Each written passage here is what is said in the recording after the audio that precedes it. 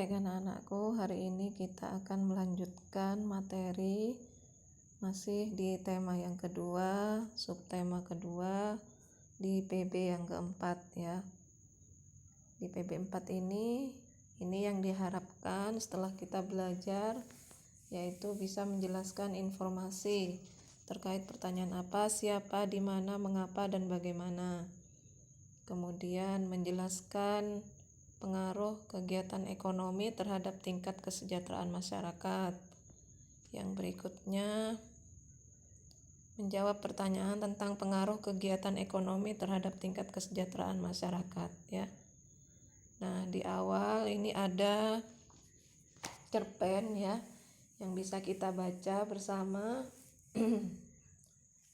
tentang tanggung jawab AD ya. Ini yang ada di buku paket halaman 72. Kita lihat dulu teksnya. Ini anak-anak teksnya yang bisa kita baca bersama. Tanggung jawab Ade. Sebenarnya Ade tahu dan mengerti setiap hari Kak Nina selalu membantu ibu menyiapkan makanan untuk dijual, mengantarkan ke warung-warung dengan mengendarai sepeda sebelum pergi ke sekolah. Ade juga tahu Kak Nina sering terlambat tiba di sekolah karenanya. Tapi anehnya Kak Nina tidak pernah tertinggal pelajaran. Kak Nina di rumah selalu mengulang pelajaran yang diberikan di sekolah dan rasanya Kak Nina adalah orang yang paling baik di rumah ini. Tidak pernah merasa iri bila Kak Nina dibelikan sesuatu sedang dia sendiri tidak ya. Tapi sekarang ini pagi ini Ade bersungut-sungut. Kak Nina sakit, berarti tidak berangkat ke sekolah dan tidak ada yang mengantar dagangan ke warung. Ibu sudah lama tidak bisa pergi kemana-mana karena mudah sakit kepala. Satu-satunya yang bisa diharapkan adalah Ade. Apa? Ade tidak ingin membantu ibu? Apa Ade tidak ingin membantu ibu? Sekali ini saja, selagi kakakmu sakit deh, kata ibu penuh harap. Hari ini Ade ada ulangan, harus berangkat lebih awal. Semalam tidak sempat banyak belajar, kata Ade sambil menyiapkan buku-bukunya. Wajahnya tampak cemberut. Kemudian ibu menarik nafas panjang mendengar alasan yang diberikan Ade. Kalau sudah demikian mau apa lagi? Biarlah saya sendiri saja Bu, rasanya kepala saya sudah tidak pening lagi, katanya Kak Nina dari dalam kamar. Mendengar suara Kak Nina, ibu lalu meninggalkan Ade yang masih berwajah cemberut. Betul kamu sudah sehat Nina, ibu khawatir nanti kamu tambah sakit, kata ibu. Kak Nina bangkit perlahan dari tempat tidurnya lalu pergi ke kamar mandi. Ibu hanya mengawasi dari belakang sambil menggendong adik yang masih bayi. Kenapa tidak kau bilang dari tadi kalau badanmu tidak sehat, Nin? Kalau saja kau bilang selagi bapak belum berangkat, pasti bapakmu yang mengantar kue dagangan kita, kata ibu. Baru terasa setelah saya mandi tadi, Bu. Mulanya tidak terasa apa-apa, mungkin sebentar juga sembuh, kata Kak Nina sambil berpakaian. Ade berangkat tergesa-gesa. Ada ulangan, begitu alasan yang disampaikannya untuk menolak tugas yang biasa dilakukan oleh Kak Nina. Padahal ia tidak langsung menuju ke sekolah, karena di sekolah pada waktu sepagi itu masih sepi, bahkan mungkin gerbangnya belum dibuka, dan sebenarnya juga tidak ada ulangan. Ade sengaja menolak tugas itu karena malu. Ia tidak mau teman-temannya melihatnya naik sepeda sambil membawa keranjang kue. Ia tidak mau dikata-katai teman-teman seperti yang dialami Alip yang mengantarkan koran tiap pagi. Hari masih pagi benar, Ade tidak tahu mau kemana tujuannya. Apakah akan mampir ke rumah Tina atau Nino? Lebih baik ke rumah Yova saja. Biasanya anak itu sudah siap pagi-pagi sekali. Aku bisa meluangkan waktu menunggu siang di rumahnya, pikir Ade. Tiba di rumah Yova, Ade ternyata harus menunggu lama sekali. Yova masih jalan-jalan bersama adiknya yang masih kecil. Mama Yova sedang menata meja makan untuk sarapan papanya. Kakak Yova sedang ngepel lantai. Papa Yova sedang mencuci mobil. Bici sedang membantu mempersiapkan makanan di dapur. Dan Ade merasa jengah menunggu di teras. Tunggu sebentar deh, Yova cuma ngajak jalan-jalan Vina menghirup embun pagi. Tak lama lagi dia pasti kembali. Dia juga sudah siap akan berangkat, kata Papa Yova. mencoba menenteramkan kegundahan Ade yang sedang menunggu itu. Tapi yang dikatakan oleh Papa Yova itu ternyata lama sekali bagi Ade. Jam dinding di rumah Yova menunjukkan pukul 6 lebih 10 menit. Jarumnya bergerak perlahan. Ade semakin merasa tidak enak duduk di kursi teras. Tak lama kemudian, Bici mengantar secangkir teh manis dengan ubi goreng. "Silakan diminum, Neng Ade," Bici menawarkan. "Saya mau berangkat dulu, Bi," jawabnya kepada Bici. Lalu kepada Papa Yova dia pamitan sambil bergegas pergi. "Makasih Om, saya mau berangkat saja dulu, mau mampir ke rumah Nino Om." Ia tiba-tiba gugup. Papa Yova keheranan. Demikian pula Bici. Mereka heran melihat Ade tiba-tiba pergi dan melangkah lebar meninggalkan rumah itu. Semua orang sibuk, semuanya bekerja. Semuanya tanpa kecuali. Kak Nina juga, padahal Kak Nina sedang sakit. Karena tanggung jawabnya sebagai anak tertua dan juga karena rasa sayangnya kepada keluarga, Kak Nina bersusah payah pergi mengantarkan kue. Padahal Kak Nina sakit. Bagaimana kalau sakitnya bertambah parah? Bagaimana kalau Kak Nina jatuh dari sepeda karena kepalanya pening? Bagaimana kalau sampai Ade seperti ingin menangis selama perjalanan menuju ke sekolah? Hatinya begitu gundah, ia tak jadi ke rumah Nino. Sekolah masih sepi, baru beberapa anak saja yang datang.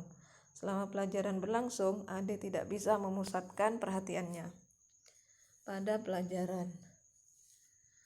Beberapa kali ditegur Pak Ardi karena melamun. Ia ingin segera pulang, ingin segera menjenguk Kak Nina. Mungkin Kak Nina tambah parah sakitnya. Mungkin Kak Nina jatuh dari sepeda karena kepalanya pening, lalu ada kendaraan yang menabraknya. "Kau sakit, Ade?" Tiba-tiba terdengar teguran Pak Adi. Ade gelagapan. Rupanya tadi ia melamun selama Pak Adi menerangkan. Pak Adi lalu menghampirinya, meraba keningnya. Ade jadi terharu. "Kepalamu hangat. Pulang saja ya, nanti bertambah parah," kata Pak Adi. Ade menurut. Ia bergegas meninggalkan sekolah. Ade berjalan dengan setengah berlari agar secepat mungkin bisa tiba di rumah melihat Kak Nina.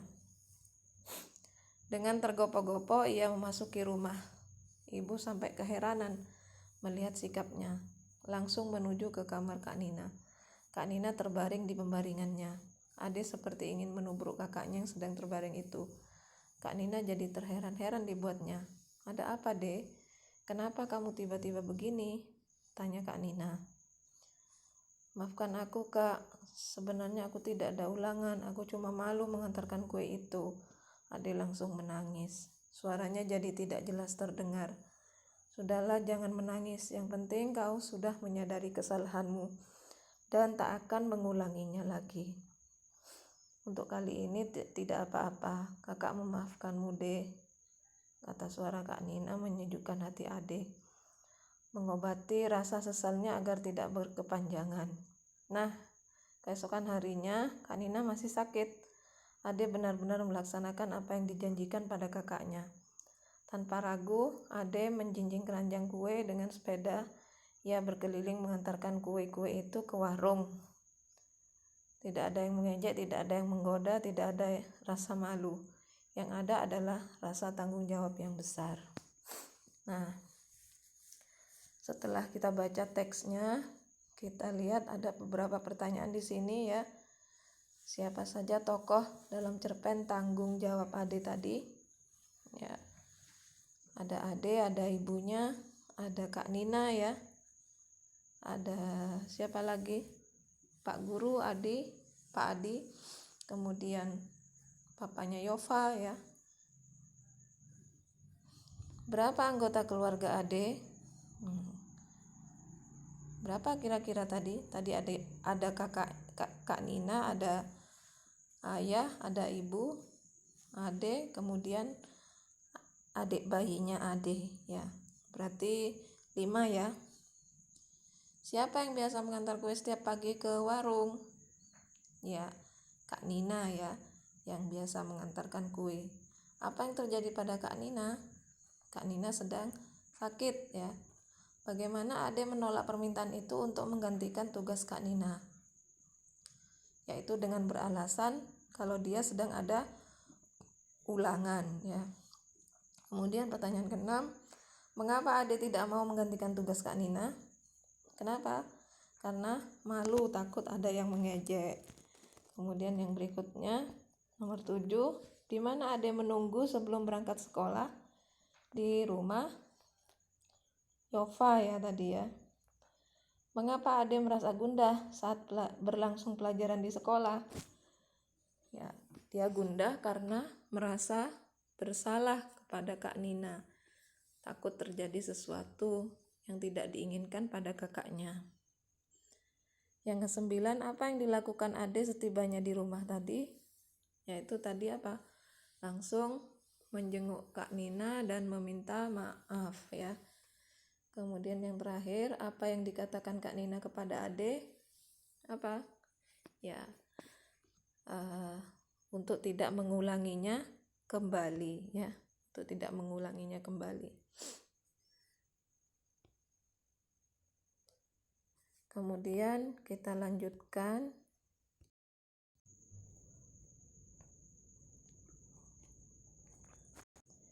Ya, ini pertanyaan cerpen tadi yang sudah kita jawab bersama ya. Nah, dari cerpen tadi bisa diambil hikmahnya, yaitu dengan berusaha kita bisa mencapai kesejahteraan hidup ya. Seperti contohnya keluarga Ade tadi.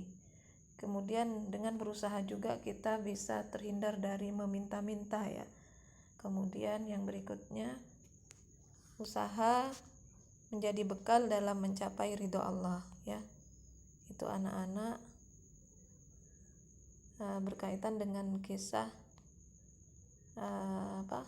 tanggung jawab Ade tadi itu ya. Kita lanjutkan. Nah, berkaitan dengan kegiatan ekonomi terhadap kesejahteraan masyarakat ya. Nah, ini ada teks bacaan juga di halaman 76 ya. Yang intinya adalah nanti kalian bisa baca teksnya ya.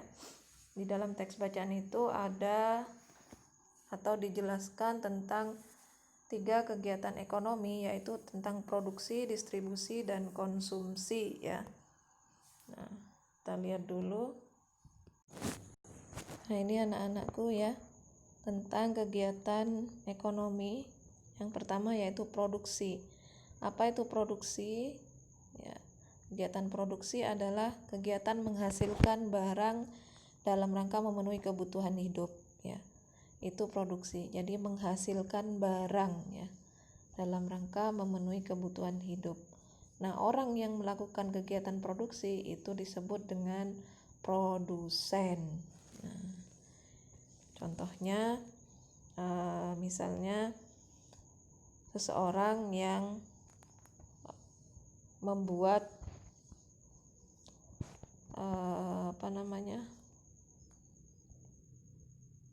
pentol bakso misalnya. Nah, ini termasuk produksi ya, menghasilkan barang kemudian untuk dijual kembali ya, sehingga dia bisa memenuhi kebutuhan hidupnya. Atau yang lain, mungkin dalam bentuk yang lain, membuat meja, kursi ya, mebeler ya, untuk dijual. Nah, ini juga termasuk produksi ya. Kemudian yang berikutnya, yang kedua adalah kegiatan ekonomi berupa distribusi ya. Apa itu distribusi? Yaitu kegiatan menyalurkan hasil produksi dari produsen ke konsumen. Nah, orang yang menyalurkan itu disebut distributor ya. Jadi kalau tadi yang membuat itu produsen, nah ini tidak membuat sendiri tetapi menyalurkan. Namanya distributor ya. Kegiatannya disebut distribusi. Kemudian yang berikutnya konsumsi, kegiatan konsumsi. Nah, konsumsi ini apa? Konsumsi yaitu kegiatan menghabiskan nilai guna barang ya, kegiatan menghabiskan nilai guna barang. Contohnya kalau kalian berbelanja ke kantin sekolah ya, atau berbelanja peralatan sekolah. Nah, ini termasuk kegiatan konsumsi ya. Itu secara singkat ya tentang 3 kegiatan ekonomi, yaitu produksi, distribusi, dan konsumsi.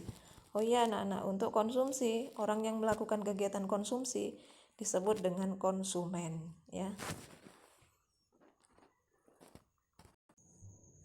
Ya, itu anak-anakku ya tentang materi singkat di PB 4 ini. Kita lanjutkan dengan latihan soal.